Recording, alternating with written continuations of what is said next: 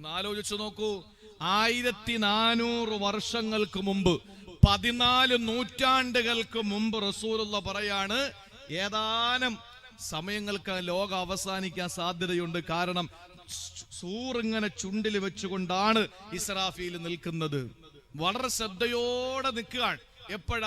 എപ്പോഴാണ് സൂറിൽ ഊതുന്നതെന്ന് പറയാൻ കഴിയില്ല. അതുകൊണ്ട് എനിക്ക് എങ്ങനെ സുഖിക്കാൻ പറ്റും? അപ്പൊ നബി തങ്ങളോട് സഹാബത്ത് ചോദിക്കുക, അങ്ങനെ ഒരു സാഹചര്യം വന്നാൽ ഞങ്ങൾ എന്തു വേണം? നിങ്ങൾ ഹസ്ബുനല്ലാഹു വനിഅമൽ വക്കീൽ ചൊല്ലിക്കോളാൻ പറഞ്ഞു. 1400 വർഷം കഴിഞ്ഞിട്ട് ലോകം അവസാനിച്ചില്ല. ഇനിയും ഒരുപാട് നാൾ നീണ്ടുപോകുമെന്ന് തോന്നുന്നുണ്ടോ നിങ്ങൾക്ക്? ഇനിയും ഒരുപാട് നാൾ നീണ്ടു പോകുമെന്ന് നിങ്ങൾക്ക് തോന്നുന്നുണ്ടോ? അങ്ങനെ ഒരു ധാരണ നിങ്ങൾക്കുണ്ടോ? എനിക്കുണ്ടോ? സഹോദരങ്ങളെ, ഏത് സമയത്തും അത് സംഭവിക്കാം.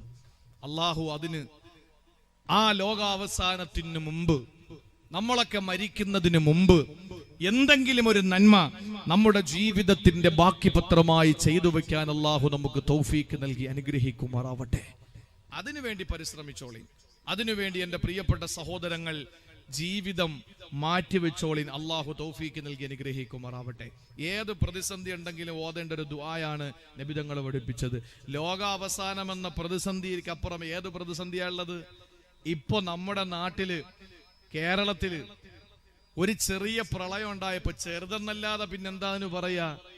ചെറുതെന്ന് പറഞ്ഞാ നന്നേ ചെറുത്, ഏറ്റവും ചെറിയ അതായത് ട്രയലിന് വേണ്ടിയിട്ട് മുല്ലപ്പെരിയാറും ഇടുക്കിയും അതുപോലെ ഉപഡാമുകളും ഒരു ചെറിയ ട്രയലിന് വേണ്ടിയിട്ട് ഇങ്ങനെ ഉയർത്തിയപ്പോഴേക്ക് സെക്കൻഡിൽ 20 ലക്ഷം ലിറ്റർ വെള്ളം ദിശ മാറി ഒഴുകി.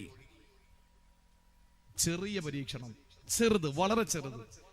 അത് വന്നപ്പോഴേക്ക് എൻ്റെ പ്രിയപ്പെട്ട സഹോദരങ്ങളെ, നമ്മളൊക്കെ എന്താ പറഞ്ഞത്?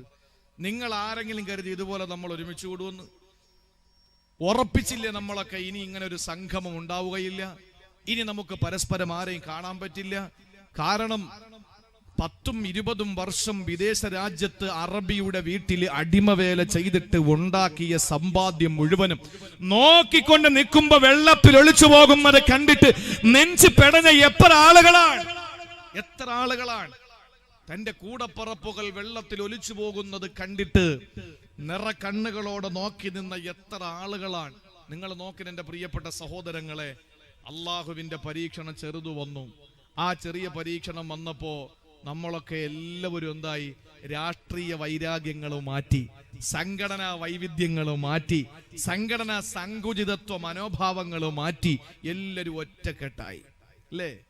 എല്ലാവരും ഒറ്റക്കെട്ടാണ്. എന്തൊരു സൗഹാർദ്ദമായിരുന്നു. ആർക്കും കൊടി പൊക്കണ്ട, ആർക്കും പോസ്റ്റർ കാണിക്കണ്ട, ആർക്കും ഫ്ലക്സ് ഉയർത്തണ്ട, ഒന്നും വേണ്ട. ഒരുമിച്ച് കറുത്തവനും വെളുത്തവനും ഹിന്ദുവും മുസൽമാനും ക്രിസ്ത്യാനിയും ഏത് പാർട്ടിക്കാരനും ഏത് സംഘടനക്കാരനും എല്ലാവരും ഒരുമിച്ച് ഒരു തളികയിലേക്ക് കൈയിട്ട് വാരി കഴിക്കുകയാണ്. അള്ളാഹുവിന്റെ ഒരു ചെറിയ പരീക്ഷണം വന്നപ്പോ എൻ്റെ സഹോദരങ്ങളെ, ലോക അവസാനം എന്ന് പറയുന്നത് അതുപോലെയാണോ? ആകാശം പൊട്ടിയങ്ങ് വീഴും, നക്ഷത്രങ്ങൾ തകർന്നിങ്ങ് താഴെ വീഴും, കടലിലെ വെള്ളങ്ങൾ മുഴുവൻ കത്തിക്കപ്പെടും, തീയാവും. ഈ പർവ്വതങ്ങളൊക്കെ അപ്പൂപ്പൻ താടി പോലെ പാറി പറന്ന് നടക്കും. ഇതാണ് ലോകാവസാനത്തിന്റെ അടയാളങ്ങൾ. നിങ്ങളൊന്ന് ആലോചിച്ച് നോക്കൂ. ആ സമയത്ത് ഭൂമി കിടുകിടാ വിറപ്പിക്കപ്പെടും. അന്ന് ഇതിനകത്തുള്ളത് സർവ്വതും പുറന്തള്ളപ്പെടും. ആളുകൾ നോക്കുമ്പോൾ സ്വർണത്തിന്റെ കൂമ്പാരമാകുമെന്ന് നബി മുഹമ്മദ് മുസ്തഫ. ഈ ഭൂമിയുടെ അടിത്തട്ടിൽ മുഴുവനും സ്വർണത്തിന്റെ കനികളാണ്. അത് മുഴുവനും പുറന്തള്ളിയിട്ട് നമ്മുടെ പള്ളിയുടെയും വീട്ടിന്റെയും മുമ്പിലൊക്കെ ഇങ്ങനെ കുന്നുകൂടി സ്വർണത്തിന്റെ വലിയ വലിയ കട്ടികൾ കിടക്കുകയാ. അത് കണ്ടിട്ട് നമ്മൾ പറയും, ഇതിനു വേണ്ടിയിട്ടല്ലേ നമ്മൾ തമ്മി തല്ലിയത്, ഇതിനു വേണ്ടിയിട്ടല്ലേ ഞാൻ എൻ്റെ ഭാര്യയെ കൊണ്ടുവന്ന് അങ്ങ് ആക്കിയത്, ഇതിനു വേണ്ടിയിട്ടല്ലേ ഞാൻ ഒരുത്തനെ കൊന്നത്, ഇതിനു വേണ്ടിയിട്ടല്ലേ ഞാൻ മറ്റുള്ളവനോടൊക്കെ ഷൗട്ട് ചെയ്തത്.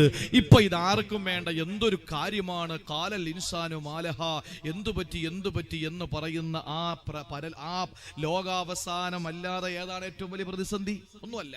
അപ്പൊ നമ്മൾ പറയേണ്ട ദിക്ർ ഏതാ? ലാ ഹൗല വലാ ഖുവത ഇല്ലാ ബില്ലാഹിൽ അലിയിൽ അലീം, ഹസ്ബുനല്ലാഹു വനിഅമൽ വക്കീൽ. നബി തങ്ങൾ പറഞ്ഞു, ഖൂലു ഹസ്ബുനല്ലാഹു വനിഅമൽ വക്കീൽ. അല്ലാഹു നമുക്ക് ജീവിതത്തിൽ സൂക്ഷ്മത പാലിക്കാനുള്ള തൗഫീഖ് അല്ലാഹു നൽകി അനുഗ്രഹിക്കുമാറാവട്ടെ. സഹോദരങ്ങളെ, വളരെ സെക്കൻഡുകൾ കൊണ്ട് ലോകം അവസാനിക്കുമെന്ന് പറയുമ്പോൾ ചില അടയാളങ്ങൾ വരാതെ ലോകം അവസാനിക്കില്ല എന്ന് നബി മുഹമ്മദ് മുസ്തഫ. ഉറക്കം വരുന്നില്ലല്ലോ, സമയമായില്ലല്ലോ. എന്താ ഇടയ്ക്കിടയ്ക്ക് പോകുന്നുണ്ട് പ്രശ്നം?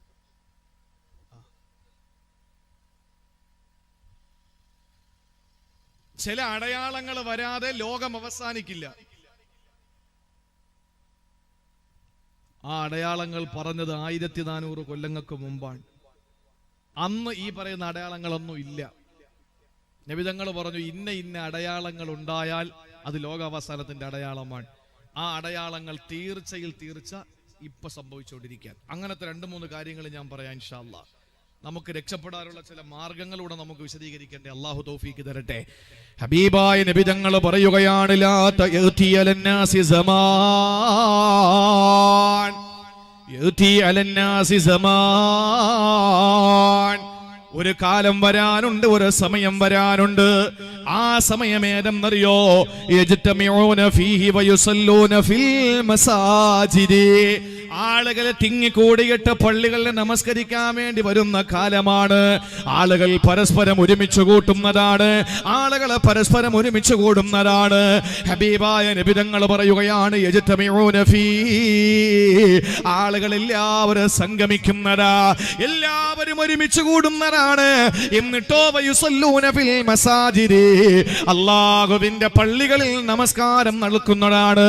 അല്ലാഹുവിന്റെ പള്ളികളിൽ പോയി നിസ്കരിക്കുന്നതാണ്. സഹോദരങ്ങളെ, ശ്രദ്ധയോടെ ഈ ഹദീസ് നിങ്ങളൊന്ന് കേൾക്കണേ. അബ്ദുല്ലാഹ് ഇബ്നു ഉമർ റളിയല്ലാഹു അൻഹു റിപ്പോർട്ട് ചെയ്യുന്ന ഹദീസാ. ആദരവായ പ്രവാചകൻ നബി സല്ലല്ലാഹു അലൈഹി വസല്ലമ തങ്ങൾ പറയുകയാ, ഈ പറയുന്ന സംഭവം നമ്മുടെ മഹല്ലിലില്ലേ, നമ്മുടെ നാട്ടിലില്ലേ, നമ്മുടെ നാടുകളിലില്ലേ? സഹോദരങ്ങളെ, ലോകം അവസാനമായി അന്ന് നമുക്ക് മനസ്സിലാക്കിക്കൂടെ? ഇനി എന്തിനാണൊരു വൈകൽ? ഇനി എന്തിനാണൊരു പിന്തൽ? നമുക്ക് നന്മയിലേക്ക്, സുഹൃതങ്ങളിലേക്ക് നമുക്ക് സുസജ്ജമായ നിലയിൽ കടന്നു വന്നൂടെ? ഈ അനുഗ്രഹീതമായ കൂട്ടായ്മയിൽ നിങ്ങൾക്കൊന്ന് അണിനിരന്നൂടെ? ഇതിനെ നിങ്ങൾക്കൊന്ന് പ്രോത്സാഹിപ്പിച്ചുകൂടെ? കാരണം ലോകാവസാനത്തിന്റെ അടയാളങ്ങൾ ഹബീബായ തങ്ങൾ പറഞ്ഞത് യഅതി അലന്നാസി സമാൻ. ഒരു കാലം വരാനുണ്ട്, ഈ ഒരു കാലം വരാനുണ്ട്, ഒരു സമയം വരാനുണ്ട്. ആ സമയം വന്നാൽ യജ്തമിഊന ഫീഹി. ആളുകൾ ഒരുമിച്ച് കൂടുന്നതാണ്. യുസല്ലൂന ഫിൽ മസാജിദി. അവര് പള്ളിയിൽ വന്ന് നിസ്കരിക്കുന്നവരാ. ഇന്ന് പള്ളിയിലെ നിസ്കാരക്കാർക്ക് കുറവുണ്ടോ? ഇന്ന് പള്ളിയിലെ നോമ്പുകാർക്ക് കുറവുണ്ടോ? ഇന്ന് പള്ളിയിലെ ഹജ്ജിന് പോകുന്നവർക്ക് കുറവുണ്ടോ? ഹജ്ജിന്റെ കോട്ടകൾ ഗവൺമെന്റ് വെട്ടിക്കുറയ്ക്കുകയാ. ഉംറയ്ക്ക് പോകുന്നവരുടെ എണ്ണം കൂടിയപ്പോൾ എന്തെല്ലാം നിയമങ്ങളാണ് വെച്ചത്. 3 വർഷത്തിൽ ഒരിക്കൽ പോയിട്ടുള്ള ഒരാൾക്ക് വീണ്ടും പോകണമെങ്കിൽ 40,000 രൂപ അഥവാ 2000 റിയാല് കൊടുക്കണമെന്നാണ്. സഹോദരങ്ങളെ, ഞാൻ ഉംറയ്ക്ക് പോയാൽ 3 വർഷം കഴിഞ്ഞേ പോകാൻ പാടുള്ളൂ. അതിനു മുമ്പ് ഞാൻ പോണമെന്ന് വാശി പിടിച്ചാൽ 2000 സൗദി റിയാല് കൊടുക്കണം. അഥവാ ഇന്ത്യൻ റുപ്പി 40,000 രൂപ അഡീഷണൽ ആയിട്ട് ചാർജ് ചെയ്യപ്പെടുകയാ. എന്തിനാണ്? സൗദി ഗവൺമെന്റിന് പൈസ കിട്ടാനല്ല, ആളുകളുടെ ഒഴുക്കൊന്ന് കുറയ്ക്കാനാ. അത്രത്തോളം ആളുകളാണ് ഇന്ന് ഉംറയ്ക്ക് പോകുന്നത്. അത്ര ആളുകളാണ് പള്ളിയിൽ നിസ്കാരത്തിന് വരുന്നത്. എത്ര പള്ളികളാണ് പുനർനിർമ്മാണം നടത്തപ്പെടുന്നത്? ഉസ്താദേ, പള്ളി വിപുലീകരിക്കണം, പുറം പള്ളി കൂടി അകം പള്ളിയാക്കുകയാ. അതിന്റെ മുകളിൽ കൂടി എടുക്കുകയാണ്, ഷീറ്റ് ഇടുകയാണ്. അതിന്റെ വടക്കേ പുറത്തും തെക്കേ പുറത്തും കൂടി ഒരു ഷീറ്റ് ഇറക്കിയിടുകയാണ്. ആളുകൾ വരുമ്പോ നിസ്കാരത്തിന് സൗകര്യമില്ലത്രേ. നമസ്കാരത്തിന് ആളുകൾ കുറവില്ല. നോമ്പിന് കുറവുണ്ടോ? പണ്ട് റമളാൻ മാസങ്ങളിൽ നോമ്പ് പിടിച്ചിട്ട് ഇഫ്താർ നടത്തിയ ആളുകളാ. ഇന്ന് പല പള്ളികളിലും സുന്നത്ത് നോമ്പുകളിൽ ഇഫ്താറുണ്ട്. മിറാജിന്റെയും ബറാത്തിന്റെയും താസുഅയുടെയും ആശൂറയുടെയും അറഫയുടെയും ബറാത്തിന്റെയും ദിവസങ്ങളിൽ പള്ളികളിൽ ഇന്ന് നോമ്പ് തുറയാണ്. കാരണം സജീവമാണ്, ആളുകൾക്ക് നോമ്പുണ്ട്. തിങ്കളും വേടനും നോമ്പ് പിടിക്കുന്നവരുടെ എണ്ണം കൂടുതലാ. തഹജ്ജുദും ളുഹായും മുടക്കാത്ത ആളുകളാ. ദിക്ർ ഹൽക്കകളും മജ്ലിസുൻ നൂറുകളും സംഘടിപ്പിക്കുന്ന ആളുകളാ. കേരളത്തിൽ തന്നെ കുമ്പള, കാസർഗോഡ് മുതൽ ഇങ്ങ് കന്യാകുമാരി വരെ ഒരു ദിവസം ഏറ്റവും കൂടുതൽ, ഏറ്റവും കുറഞ്ഞ 25 പ്രസംഗമെങ്കിലും നടക്കുകയാ. സഹോദരങ്ങളെ, പ്രസംഗങ്ങൾക്ക് കുറവില്ല, ആളുകൾക്ക് കുറവില്ല, ഒന്നിനും കുറവില്ല. പക്ഷേ നബി തങ്ങൾ പറയുകയാണ് അവസാന കാലം വന്ന പള്ളി പള്ളികളിലെ നിസ്കാരത്തിന് ആളുകൾ കൂടും, നോമ്പ് പിടിക്കാൻ ആളുകൾ കൂടും, ഹജ്ജിനും ഉംറയ്ക്കും ധാരാളം ആളുകൾ വരും. പക്ഷേ വലൈസ ഫീഹിം മുഅ്മിനൂ, അവരിൽ മുഅ്മിനീങ്ങൾ കാണൂല, അവരിൽ വിശ്വാസമുള്ളവർ കാണൂല. അല്ലാഹുവിന്റെ പരിശുദ്ധമായ തിരുവചനമാണ്, മുത്തുനബിയുടെ തിരുവചനങ്ങളാണ്. ആ കാലം ഇതല്ലേ? ചിന്തിച്ചു നോക്ക്. ഇന്നാരക്കാരെയാണ് വിശ്വാസമുള്ളത്? 2000 റുപ്പിക 2000 റുപ്പിക ദിവസം വരുമാനമുള്ള ചെറിയ പെട്ടിക്കടയിൽ പോലും 20,000 രൂപയുടെ CCTV ക്യാമറയാണ്. കാരണം മുതലാളിക്ക് തൊഴിലാളിയെ വിശ്വാസമില്ല. എന്റെ സഹോദരങ്ങളെ, വിശ്വാസം നഷ്ടപ്പെട്ടിരിക്കുകയാണ്. തിരുവനന്തപുരം സെൻട്രൽ ജുമാ മസ്ജിദിലാണ് ഞാൻ ജോലി ചെയ്യുന്നത്. ആ പള്ളിയിൽ മാത്രം 37 ക്യാമറയാണ്. എന്റെ സഹോദരങ്ങളെ, എവിടെയും അങ്ങനെ തന്നെ. ആർക്കും ആരെയും വിശ്വാസമില്ലാത്ത കാലമാണ് ഇന്ന്. പള്ളിയിൽ ആളുകൾ വരുന്നതിന് കുറവുണ്ടോ? ആളുകൾ നോമ്പ് പിടിക്കുന്നതിന് കുറവുണ്ടോ? പക്ഷേ വിശ്വാസം അവരുടെ ഹൃദയത്തിലില്ല. ഈമാനില്ലാത്ത കൗമാണി എന്ന് പഠിപ്പിച്ചതാരാ? ഇന്നേവരെ കള്ളം പറഞ്ഞിട്ടില്ലാത്ത ആമിനാടെ പൊന്നുമോ നബി മുഹമ്മദ് മുസ്തഫ. സഹോദരങ്ങളെ, ഈമാനിന്റെ കുറവിന്റെ ഏറ്റവും വലിയ പ്രകടമായ തെളിവെന്തെന്നറിയോ? ഈമാനില്ലാത്തതിന്റെ ഏറ്റവും വലിയ തെളിവാണ്, നിസ്സാര പ്രശ്നങ്ങൾ മതി അവര് തമ്മിൽ ഉടക്കി തമ്മിൽ അകന്നു പോകുന്നു. മനുഷ്യൻ തമ്മിൽ അകന്നുകൊണ്ടിരിക്കുന്ന ഈമാനിന്റെ കുറവാണ്. അള്ളാഹു നമുക്ക് ഈമാൻ നൽകട്ടെ. ഈമാൻ ഉണ്ടാകാൻ ഒരു ചെറിയ വഴി ഞാൻ പറഞ്ഞു തരാം. എന്നെ കേൾക്കുന്ന സഹോദരിമാരോടും സഹോദരങ്ങളോടും എനിക്ക് പറയാനുള്ളത്, ഈമാൻ ഉണ്ടാകാൻ ഒരു ചെറിയ വഴി ഹബീബായ സല്ലല്ലാഹു അലൈഹി വസല്ലമ തങ്ങൾ പരിചയപ്പെടുത്തി. ആ വഴി ഇന്നത്തെ രാത്രി മുതൽ നിങ്ങൾ ഹയാത്താക്കുവോ, നിങ്ങളുടെ ഈമാൻ സെക്കൻഡ് വെച്ച് അള്ളാഹു വർദ്ധിപ്പിച്ച് തരും. ഈമാൻ യസീദു വയൻഖുസു, ഈമാൻ ചുരുങ്ങും, ഈമാൻ വർദ്ധിക്കുമെന്ന് നബി മുഹമ്മദ് മുസ്തഫ. ഈമാൻ ചുരുങ്ങുമ്പോഴാണ് പള്ളിയിലും കയറൂല, ആളുകളെ പറ്റി ഫസാദും പറയും, അങ്ങനെ അങ്ങ് നടക്കും. ഈമാൻ കൂടുമ്പോഴാണ് ഒരു വെള്ളക്കുപ്പായൊക്കെ ഇട്ട് പിന്നെ പള്ളി നമ്മുടെ കയ്യിലായി, പിന്നെ എപ്പോഴും പള്ളിയിലാണ്, പിന്നെ പള്ളിയിലാണ് നമ്മൾ എപ്പോഴും ഉള്ളത്. ഈമാൻ നന്നേ കുറഞ്ഞു പോകുമ്പോ നമ്മൾ പള്ളിയിൽ നിന്ന് പുറത്തു ചാടും. ഇതാണ് നമ്മുടെ സ്വഭാവം. ആരെയും കുറ്റപ്പെടുത്തിയിട്ട് കാര്യമില്ല.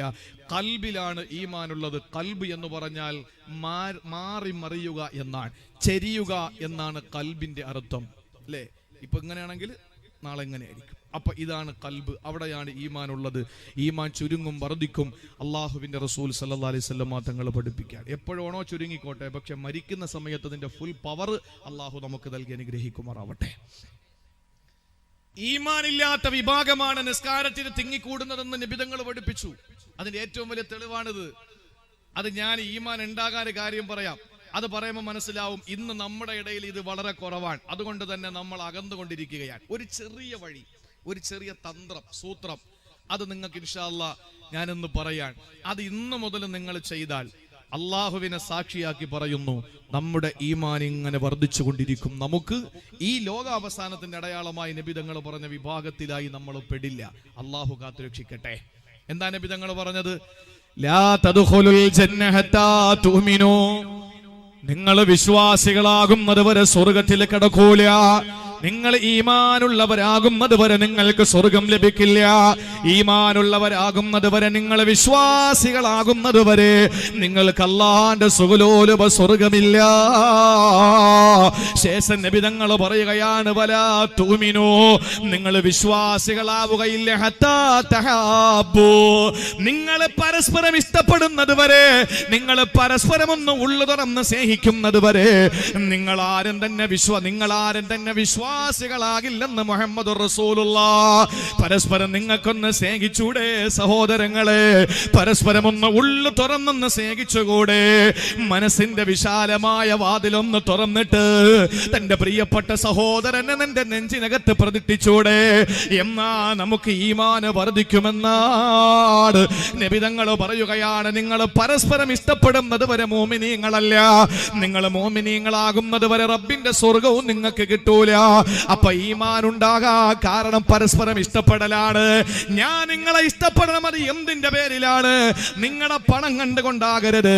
നിങ്ങളുടെ പോക്കറ്റിൽ നല്ല നല്ല പളപളാ മിന്നുന്ന ഗാന്ധി തലകൾ ഇരിക്കുന്ന കണ്ടാൽ അതിന്റെ പേരിൽ ഞാൻ നിങ്ങളെ സ്നേഹിക്കുന്നത് കൊണ്ട് എന്റെ ഈമാൻ കൂടൂല. നിങ്ങൾ പാവപ്പെട്ടവനാകാ, ഒരു വിശ്വാസിയാണ്, ഒരു സഹോദരനാണ്, ഒരു മനുഷ്യനാണ് എന്ന അർത്ഥത്തിൽ നമ്മൾ സ്നേഹിക്കാനും ഇഷ്ടപ്പെടാനും തീരുമാനിച്ചാൽ ഈമാൻ വർദ്ധിക്കുമെന്നല്ലേ? അല്ലാഹു നമ്മുടെ ഈമാൻ വർദ്ധിപ്പിച്ചു തരട്ടെ. സഹോദരങ്ങളെ, പരസ്പരം ഇഷ്ടപ്പെടാതെ നമുക്ക് ഈമാൻ കിട്ടൂല. ഈമാൻ കിട്ടണമെങ്കിൽ പരസ്പരം നമുക്ക് സ്നേഹമുണ്ടാകണം. പെണ്ണുങ്ങളെ, നിങ്ങളോട് എനിക്ക് പറയാനുള്ളത്, നിസാര കാര്യങ്ങളുടെ പേരിൽ തമ്മിൽ പിണങ്ങി നടക്കരുത്. ഇന്ന് ഭർത്താക്കന്മാര് അയൽക്കാരുമായി പിണങ്ങുന്നതിന്റെ ഏറ്റവും മുഖ്യ കാരണം സ്ത്രീകളാണ്. നിസാരമായ വാക്ക് തർക്കങ്ങളുടെ പേരിൽ ചെറിയ ചെറിയ കാര്യങ്ങൾ അങ്ങോട്ടും ഇങ്ങോട്ട് കൊടുക്കൽ വാങ്ങൽ നടത്തുന്നതിന്റെ പേരിൽ ഭാര്യമാരെ തമ്മിലുള്ള പിണക്കമാണ് ഭർത്താക്കന്മാരെ തമ്മിലുള്ള പിണക്കത്തിലെത്തിക്കുന്നത്. അത് തന്നെയാണ് നാട്ടിൽ നടക്കുന്ന കത്തിക്കുത്തുകളിൽ കലാശിക്കുന്നത്, നാടുകളിൽ നടക്കുന്ന കലാപങ്ങളിൽ എത്തിക്കുന്ന പെൺകുട്ടികളുടെ, പെണ്ണുങ്ങളുടെ, സ്ത്രീകളുടെ പരസ്പരമുള്ള പിണക്കമാണ്. അതുകൊണ്ട് ദീനീ ബോധമുള്ള, മതബോധമുള്ള, സ്നേഹിക്കുന്ന പ്രിയപ്പെട്ട പെങ്ങന്മാരോട് പറയാനുള്ളത്, നിങ്ങൾ തമ്മിൽ പരസ്പരം നിങ്ങൾ സ്നേഹമുള്ളവരാവുക, വിട്ടുവീഴ്ച മനോഭാവമുള്ളവരാവുക, കാരുണ്യത്തിന്റെ കവാടങ്ങൾ ഹൃദയത്തിൽ നിന്ന് മലക്കെ തുറന്നു കൊടുക്കുക. എന്തുകൊണ്ടെന്നറിയോ? നിങ്ങൾ പരസ്പരം ഇഷ്ടപ്പെട്ടാലേ ഈമാൻ കിട്ടുകയുള്ളൂ. സഹോദരങ്ങളെ, പരസ്പരം ഇഷ്ടപ്പെടാനും ഒരു വഴിയുണ്ട്. എന്താണെന്നറിയോ? ഈ പറയുന്ന കാര്യം ഇന്നു മുതൽ നിങ്ങൾ ചെയ്താൽ നിങ്ങൾക്ക് അറിയാതെ, നിങ്ങൾ അറിയാതെ പരസ്പരം നിങ്ങൾ ഇഷ്ടപ്പെടുമെന്നാണ് ആദരവായ റസൂലുള്ളാഹി പറയുകയാ. നിങ്ങൾ പരസ്പരം ഒന്ന് സലാം പറയോ, നിങ്ങൾ കാണുമ്പോൾ ഒന്ന് സലാം പറയോ. അവന്റെ രാഷ്ട്രീയം നോക്കണ്ട, സംഘടന നോക്കണ്ട, അവൻ ധരിച്ചിരിക്കുന്ന ഡ്രസ്സിന്റെ വലിപ്പക്കുറവുകൾ നോക്കണ്ട, അവന്റെ തലയിൽ കെട്ടിന്റെ വലിപ്പം നോക്കണ്ട. അവനോട് നിങ്ങൾക്കൊന്ന് ഉള്ളു തുറന്ന് സലാം പറയാൻ കഴിയോ? എന്നാ നിങ്ങൾ പരസ്പരം ഇഷ്ടപ്പെടുമെന്ന് നബി മുഹമ്മദ് മുസ്തഫ. അല്ലാഹു തന്നെ ഭാഗ്യം തരട്ടെ. സഹോദരങ്ങളെ, പരസ്പരം ഇഷ്ടപ്പെടാൻ നമുക്കൊരു ചെറിയ വഴിയാണ് നബി തങ്ങൾ തുറന്നു തന്നത്. കാണുമ്പോ സലാം പറയണമത്രേ, കാണുമ്പോ സലാം പറയണം. സലാം പഠിപ്പിച്ചു കൊടുക്കുന്ന സമയത്ത് സഹാബാക്കൾ എന്താ ചെയ്തെന്നറിയോ? ആദ്യം സലാം, പിന്നെ കലാം. ആദ്യം സലാം, പിന്നെ കലാം. കണ്ടാൽ ആദ്യം സലാം പറയണം, പിന്നെയാണ് വർത്താനം പറയേണ്ടത്. അതാണ് അതിന്റെ രീതി. അപ്പൊ സലാം പറയുമ്പോ കാണുമ്പോഴാണ് സലാം പറയേണ്ടത്. ഇത് പഠിച്ച സഹാബാക്കൾ എന്താ ചെയ്തെന്നറിയോ? മതിലുകളിലും മരത്തിന്റെ മരങ്ങളിലും അതുപോലെ തന്നെ പാറകളിലും സഹാബാക്കൾ ഒളിച്ചിരിക്കും. ഇപ്പൊ ഈ ബോക്സിന്റെ പിന്നിൽ വന്നിട്ട് നേരെ അങ്ങോട്ട് ഇറങ്ങിയിട്ട് സലാം പറയും. കാണുമ്പോഴാണല്ലോ സലാം പറയേണ്ടത്. എന്നിട്ട് വീണ്ടും ഇപ്പുറത്തൂടെ ഇവിടെ വരും. എന്നിട്ട് വീണ്ടും അങ്ങോട്ട് ഇറങ്ങിയിട്ട് സലാം പറയും. കൂടുതൽ കൂലി കിട്ടാനും അവർക്ക് പരസ്പരം കൂടുതൽ ഇഷ്ടപ്പെടാനും. ഇന്ന് നമ്മൾ ഇതേപോലെ ഒളിച്ചു നിൽക്കും, മരത്തിന്റെ ചുവട്ടിലും അതുപോലെ മതിൽക്കെട്ടിന്റെ ഉള്ളിലും. എന്തിനാണെന്നറിയോ? വരുന്നത് ഞങ്ങളിൽപ്പെട്ടവനല്ല, അതുകൊണ്ട് അവന്റെ സലാം പറയാതിരിക്കാൻ വേണ്ടിയാ. അത് ലോകാവസാനത്തിന്റെ ഏറ്റവും വലിയ അടയാളമല്ലേ സഹോദരങ്ങളെ? ഉള്ളു തുറന്നൊന്ന് സലാം പറയാൻ നമുക്ക് എന്താ മടി? ഞാൻ ചോദിക്കട്ടെ, സലാം പറയുന്നതിന് അള്ളാഹു വെച്ചിരിക്കുന്ന കൂലി 100 എണ്ണമാണ്. എത്ര റഹ്മത്ത, എത്ര കൂലിയാണ്? 100 കൂലിയാണ്. സഹോദരങ്ങളെ, ലോകം അവസാനിക്കുന്നത് എപ്പോഴെന്ന് പറയാൻ കഴിയില്ല. പക്ഷേ ആദരവായ പ്രവാചകന് സ്വഹാബത്തിനോട് വിവരിക്കുകയാണ്. സ്വഹാബത്തെ, എനിക്കെങ്ങനാണ് രസിക്കാൻ കഴിയുക? എനിക്കെങ്ങനാണ് സന്തോഷത്തോടെ നടക്കാൻ കഴിയുക?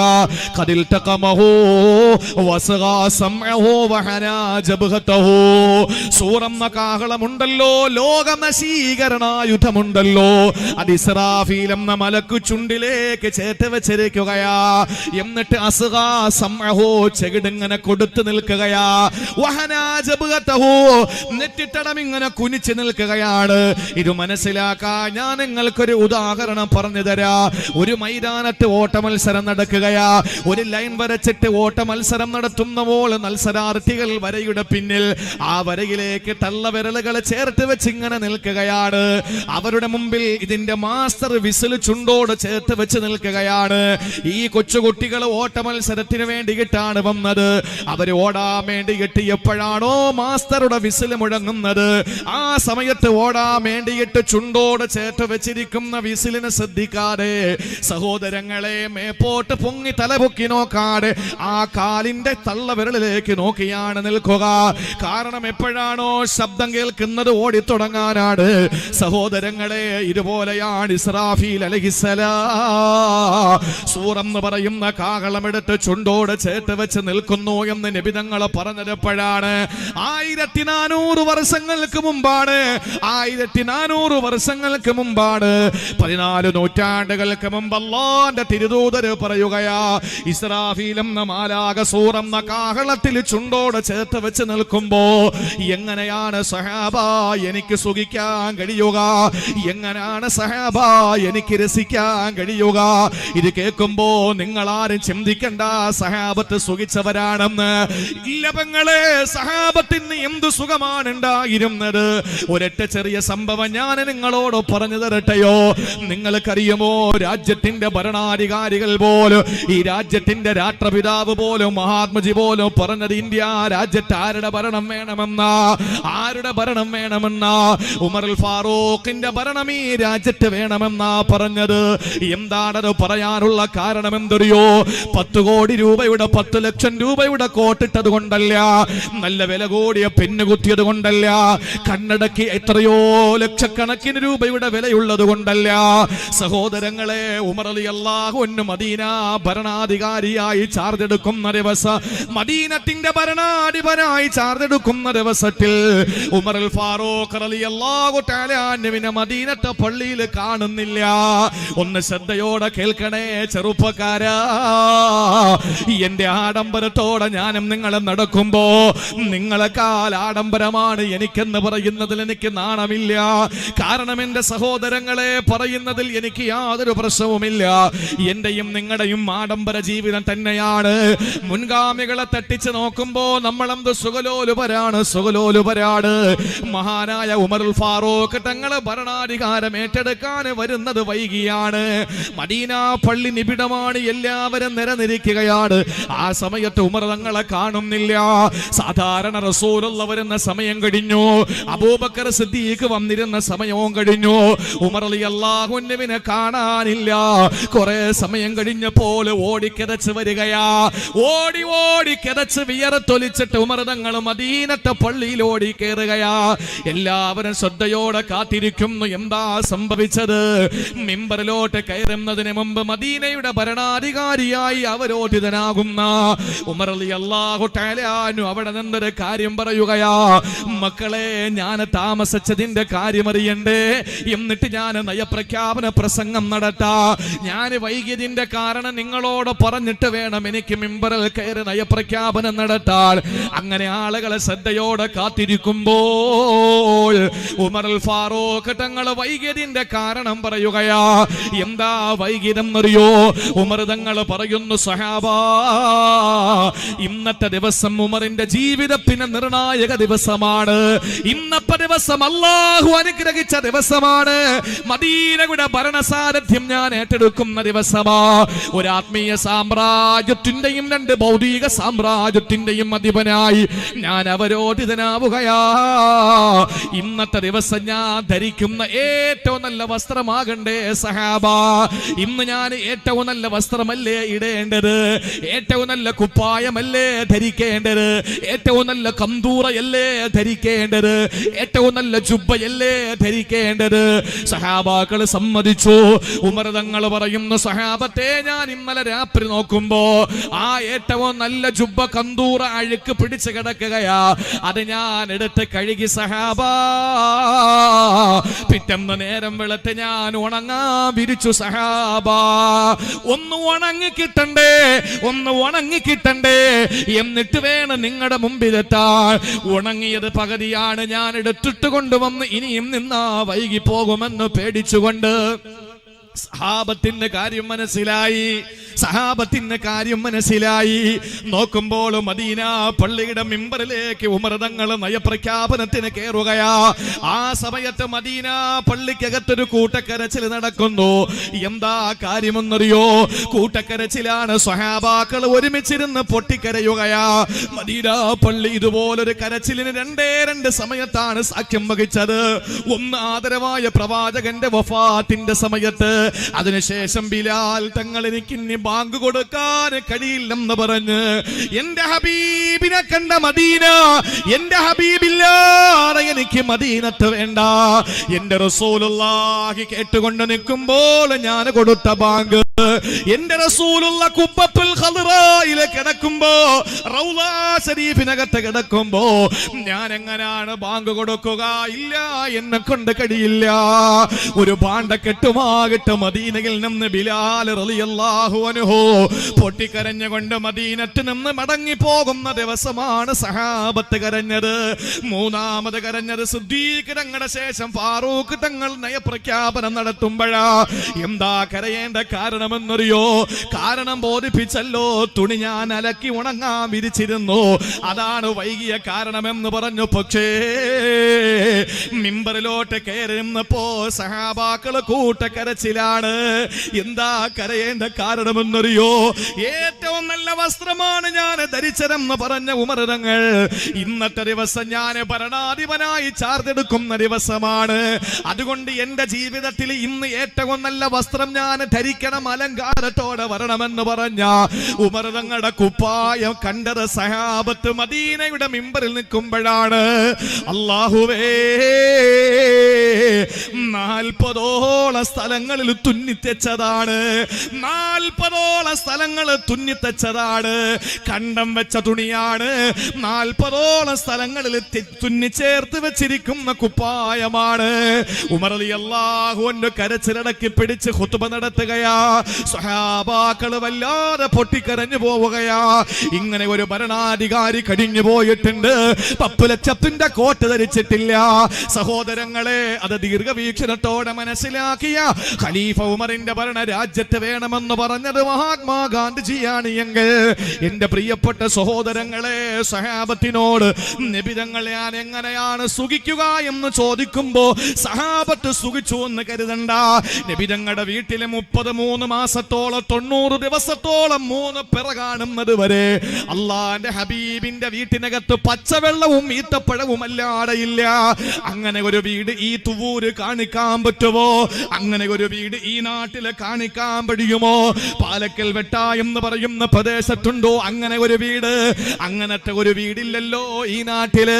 സഹോദരങ്ങളെ, ഉടുക്കാൻ ഡ്രസ്സില്ലാത്തതിന്റെ പേരിൽ കടം വാങ്ങി ഇട്ടുകൊണ്ടുവന്ന ആരെങ്കിലും ഈ മർഹൂം ഉണ്ണിക്കോയ തങ്ങൾ നഗറിൽ ഇരിപ്പുണ്ടോ? ആരെങ്കിലും ഭക്ഷണം കഴിക്കാനില്ലാത്തതിന്റെ പേരിൽ അപ്പുറത്തെ വീട്ടിൽ ചെന്ന് കൈനീട്ടി ഒരു നേരത്തെ ഭക്ഷണം കഴിച്ചു കൊണ്ടുവന്നവരാരെങ്കിലും ഈ സരസിലുണ്ടോ? ഇല്ല. അള്ളാഹു നമുക്ക് തന്ന നിഅമത്ത് എത്രയാ? 1400 വർഷങ്ങൾക്ക് മുമ്പ് റസൂലുള്ള ചോദിക്കുകയാണ്, സഹബാ, ഞാൻ എങ്ങനെയാണ് സുഖിക്കുക? ഞാൻ എങ്ങനെയാണ് സന്തോഷിക്കുക? എന്താ നബിയേ? ഇസ്രാഫീൽ സൂറിൽ ഇങ്ങനെ ചുണ്ടോട് ചേർത്ത് വെച്ചിരിക്കുകയാണല്ലോ. എപ്പോഴാണ് അള്ളാന്റെ കൽപ്പന വരുമ്പോ ഈ സൂറെന്ന കാഹളത്തിൽ ഒരു ഊത്തു വരുന്നത് എപ്പോഴാണ്? ഈ ലോകം മുഴുവനും നശിക്കപ്പെടുന്നത് എപ്പോഴാണ്? അറിയില്ല. ആ സമയത്ത് സഹാബത്ത് പൊട്ടിക്കരഞ്ഞുകൊണ്ട് ചോദിക്കുന്നു, യാ റസൂലല്ലാഹ്, മാദാ തഅമുറുനാ യാ ഹബീബല്ലാഹ്. നബിയേ, അങ്ങനെ ലോകാവസാനം അടുത്തെന്നറിഞ്ഞാൽ ഞങ്ങളോട് എന്തെങ്കിലും അങ്ങക്കൊന്ന് കൽപ്പിച്ചൂടെ? ഞങ്ങൾ എന്തെങ്കിലും ഒരു കാര്യം ചെയ്യണ്ടേ? ലോകാവസാനം അടുത്തെന്ന് ഞങ്ങൾ അറിയുമ്പോ എന്തെങ്കിലും ഞങ്ങളൊന്ന് ചെയ്യണ്ട നബിയേ. ആ സമയത്ത് അല്ലാഹുവിന്റെ റസൂല് പറയുകയാണ്, ഖൂലൂ ഹസ്ബുനല്ലാഹു വനിഅമൽ വകീൽ. എന്നെ കേൾക്കാൻ വേണ്ടി വന്ന സഹോദരങ്ങളെ, എന്റെയും നിങ്ങളുടെയും ചുണ്ടുകൾ ചലിക്കേണ്ടത് ഇതുകൊണ്ടാണ്. ഹസ്ബുനല്ലാഹു വനിഅമൽ വകീൽ, ഹസ്ബുനല്ലാഹു വനിഅമൽ വകീൽ.